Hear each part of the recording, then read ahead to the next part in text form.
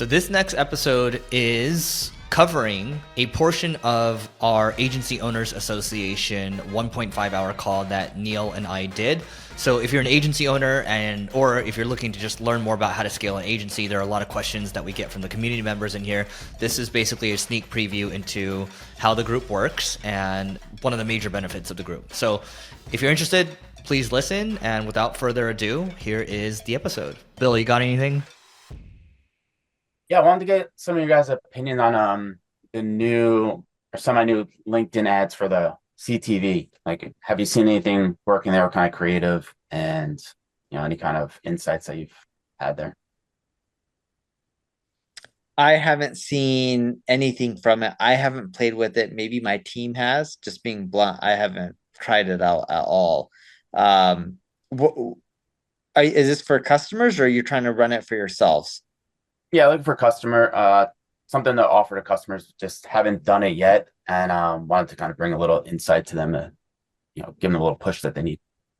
Yeah, I would look for case studies, even if they're not from your agency. If anyone's talking about it, you're going to be able to find it on LinkedIn and share like, look, these results have been amazing. People are doing it. We want to try it out. Let's start with a really small budget and let's go from there and try it out with a few customers. Experimenting with new stuff is always cool, but you want to make sure it's a really, really tiny percentage of their budget, because if you push it and it doesn't work well, then you look bad and you're burning their money.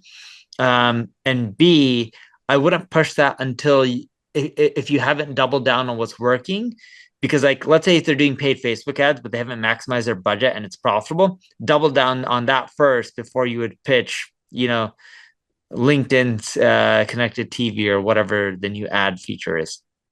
Got it. Does that help? Yes, thank you. All So, right. but I'm telling you, just be really careful, because if you're pushing something new and it doesn't work out well and they're spending a good chunk of money, they're going to be pissed off. So you'd say it's like more of like a higher risk, low reward here? What's the main service you offer? Mostly the B2B go-to-market strategy. So we're doing a lot of LinkedIn ads already, a little bit of Google ads. But this is just something that looked like a lower, like something that I know we've talked a lot about with them, a lot of like connected TV, being able to reach their audience away from the computer or their mobile, but just haven't had much experience there, and didn't have like some kind of a case study to back up that we think this may be a good option for them. First question for you: with most of your clients that you're doing LinkedIn ads on, are they able to just scale up and spend more and do it profitably, or no? Yes. Sure. Okay, then focus on that before anything else. Got it. Thank you. All right, let's go with Scott, and then we're going to go with Nathan finally. Somewhat related question to previous discussion. If you have one service, and obviously there's value in offering multiple services because then clients stick around longer, in theory. If you're introducing new services and you don't really have case studies for those, like you said, Neil, if you mess it up, then you end up in a situation where the client is pissed and not happy, right? Because they spend the money. How do you tackle this problem? If you're known for, let's say, SEO, you're starting to introduce, let's say, organic LinkedIn or video. Do you do a test pilot with them for free to give it a I was taste about to show to that it say, works? Okay. test stuff out for free or for at cost or really cheap, and don't get them on a retainer. Get them on just like a small test that's just really, really tiny. You can even charge them for it, but it just has to be a really tiny fraction of their budget. And it has to be more like, hey, we're offering this. It works well for some clients, or we haven't tested too much of it. You can just be transparent, and we'll do it for free, or we'll do it for like $500. Let's just see what happens. You're already spending 20 grand a month. What's 500? And we'll just carve it out of the budget. Like, are you okay with this? Let's try it out for 1 month. And you got to keep having the culture with your clients that experimentation is the key to winning, because if you keep doing the same old stuff that everyone else is doing, it becomes saturated and more competitive over time. So they got to continually test and experiment, and a portion of their budget should go towards that each and every single month, even if it's a small, fraction, like a few percentage points.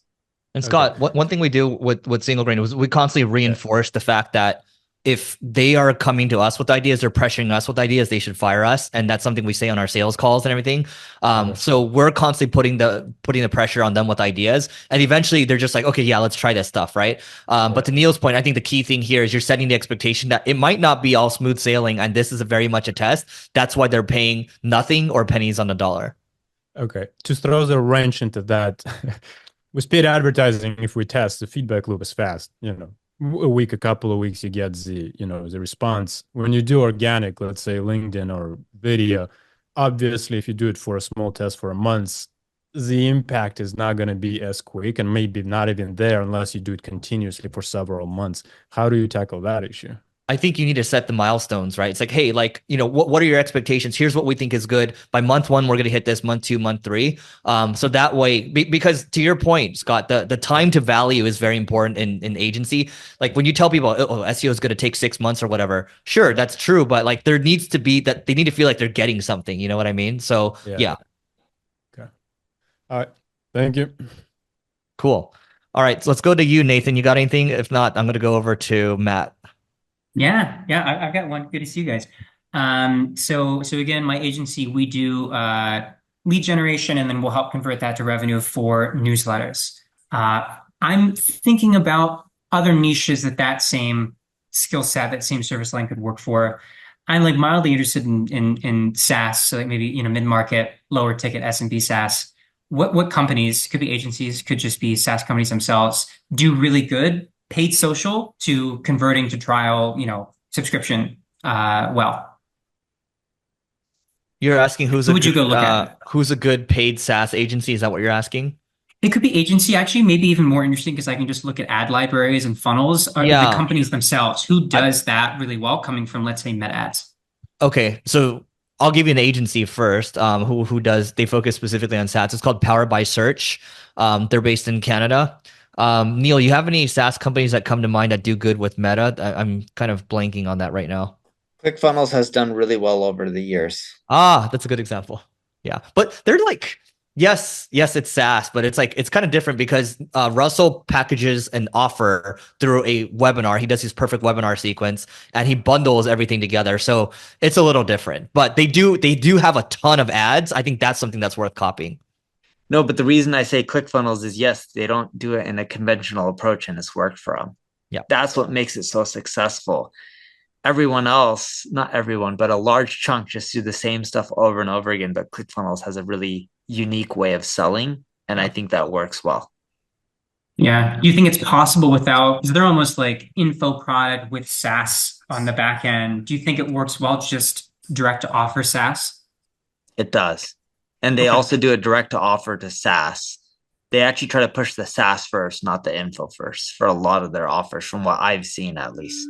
I got to take a minute to tell you about the Agency Owners Association. This is a peer group for agency owners. Think YPO or EO, but for agency owners. And I just wanted to read you a couple of testimonials. So this first one comes from Carrie, and we asked her, what do you like most about the group? She said, having a group of people to discuss and bounce ideas. The leads are great too. Yes, we share leads in this group as well. This one from Alian, he says, the ability to really post whatever I want and need, and the group responds. Great experienced members, getting a lot of insights from conversations with other members, getting a lot of value from sessions from Eric, getting advice from others as well. And so if you want to grow your agency faster and you want a peer group to do so, just go to marketingschool.io/agency. This is a group that both Neil and I created. And our hope here is to create a vibrant community of agency owners and do a lot more with it in the future. So again, marketingschool.io/agency, and we'll see you inside.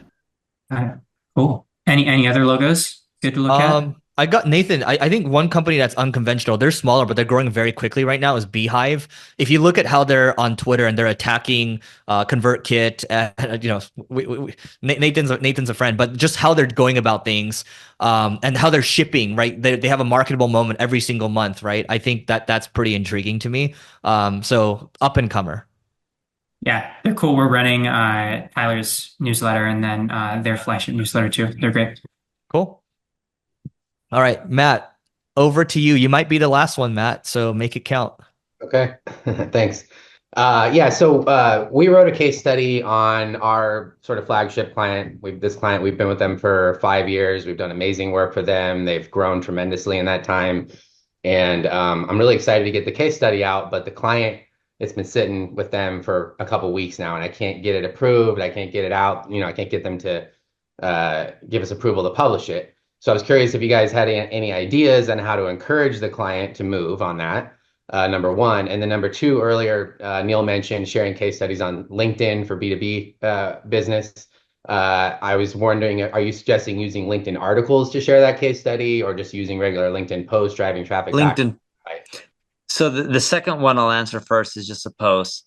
The first issue that you have with problem number one is, so if when you're posting a case study to LinkedIn, just do it as a post. But the first question that you ask, you should have your contract set up in a way where you're able to just create case studies and publish it without their approval.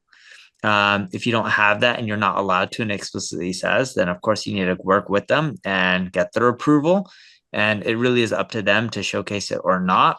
But typically when clients don't want to showcase their case studies, is it could either be A, sensitive information, B, they don't want other people to copy. What you want to also talk to the customer about is the pros of showcasing the case study, right? Because a lot of times they think about the negative. Think about how the engagement you can get in brand recognition. Think about the backlinks you can end up getting. There's other factors that can help them grow too and help their brand get out there. Yeah.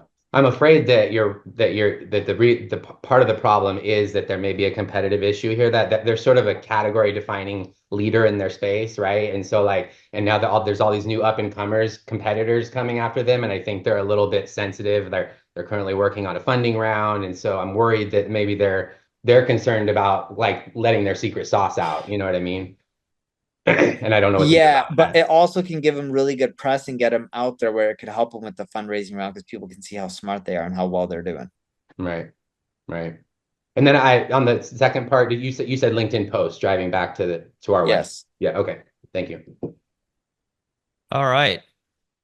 Anything else from anybody before we work on wrapping here?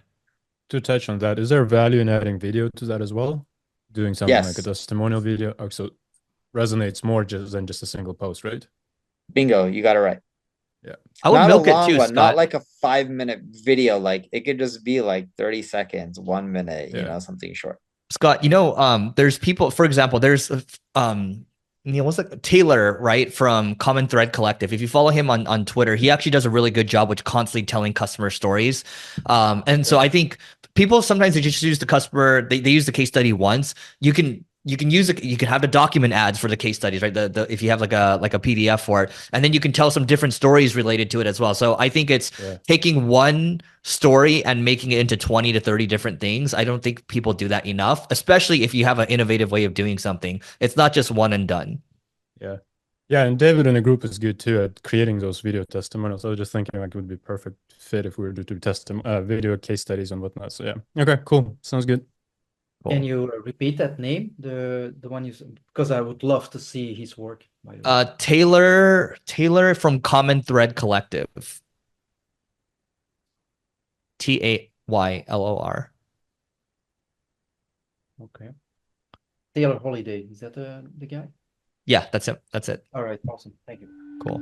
The number one challenge for businesses is hiring. And more specifically, the number one thing I get asked for all the time is, Eric, where can I go find an amazing marketer? And the reality is right now, when you think about the world, we have inflation. That also means wage inflation right now. And it means that when it comes to hiring talent, you can't spend as much as you would have in the last couple of years because it's just become too cost prohibitive. And so we've partnered with one of the best offshore recruiting firms when it comes to marketing. They've been a great asset for us, and I believe that they will be a great asset for you. All you have to do is go to marketingschool.io/hire. Again, it's marketingschool.io/hire to learn more. You can fill out the form there, and we're going to place you with the best marketing hires that we can help you find. All right. I have one quick question. Go for it. For you, Eric and Neil, like when you guys created AOA, kind of what is your why behind it? What was your why behind it? I'll just be very honest. There's actually two. One, it's I've been in a lot of communities. Neil's been in a lot of communities. We see the power of communities just going to get stronger. Yeah. And if we open it up, the school community, we make it public, we know it's going to drive a ton of organic traffic. That's besides the point. But to have a group of people where we can knowledge share with each other, partner with people, send some of our leads out that we can't work with, that's a big piece of it. But the other piece too is like, okay, Kevin, is there a certain point where it makes sense for us to partner together where we do some type of deal, right? Or are there potential targets for M&A in the future too, right? So there's a whole host of different benefits here, but Neil, go ahead. Yeah, so it could be you guys partnering up with each other, or Eric acquiring, or one of us trying to acquire, you guys trying to acquire another. But being also really transparent. I didn't know we created this until Eric created it and then told me. Yeah, there was members. you know what happened, Kevin? Because so Neil has all these ideas, right? Sometimes he needs to incept himself into this idea. Because I had this idea years ago, right? And then he had this idea, and then I was like, okay, I'm just gonna do it, right? And I did it in a different way that he wasn't expecting. And then like we have this now, and now that it's moving, he's like, oh, right, like that's how you have to understand who you're working with sometimes. Too. Yeah, So, totally. yeah. Well, listening to you guys for so long, I totally see the dynamic in your relationship, and I love how you guys work together. Eric just goes and does it. I just want to say thank you for doing this, because I've been part of a lot of masterminds, paying $500 a month and getting nothing out of it. I've gotten a lot out of this. The school aspect of it is really great. It's helped me to set up some schools for my clients, Awesome. in communities. And I've learned a lot from you guys, practically. But what I love is the camaraderie we have as eagles. We're all eagles. We're not chickens. We're not hens. And you need to be around eagles, need to be around eagles. And so thank you for providing this eagle's nest where we could gather. Of course. And Kevin, there's a lot more to come. I mean, there's the live component that I think that we have a lot of experience with, so we'd like that to happen too. But one step at a time. This group's only been around for a couple months. So happy to have you here. Happy to have you all here. And Ezra, thank you for doing a tremendous job. Without Ezra, this thing would just not work. Absolutely. I think this is a good opportunity to say that without. So with Ezra, he's going to be moving on in a couple weeks, but we have an Ezra replacement coming in who's actually Ezra's friend. So the Ezra replacement used to work with Ezra at Mind Valley, and then now works at another company, which I'm not going to mention right now. Sure. But yeah, that's what's going on. So thank you for that, Kevin. Thanks, Ezra. Appreciate it. And I'm going to make sure he's going to take really good care of you guys. Awesome. Cool. Well, look, I think that's it for today. Ezra's going to send you guys a survey just to see what we can do better here. Please be brutally honest with us. And we look forward to doing the next one. Thank you. Have a great weekend. Bye. Thanks, guys. Very much appreciated. Thanks, guys. Thank you.